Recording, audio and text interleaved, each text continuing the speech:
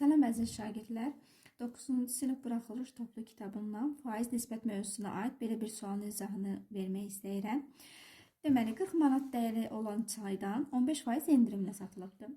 Əgər bizə 15% endirim, ziyan, bu kimi sözlər məsələlərdə olarsa, onda biz 100-dən 15%-i çıxırıq.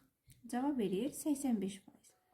Sonra isə verilən dəyərin, yəni 40 manatın 85%-ni tapırıq. 40-ı vururuq 85-ə, bölürük 100-ə.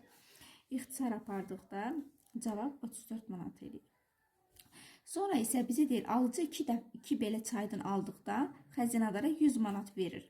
Deməli, 2 belə çaydan olduğu üçün 34-ü 2-yə vururuq, eləyir 68 manat. Deməli, 2 çaydana 68 manat ödəniş ödür. 100 manat veribsə nə qədər qaytarar soruşursa, 100-dən 68-i çıxırıq, cavab eləyir 32 manat.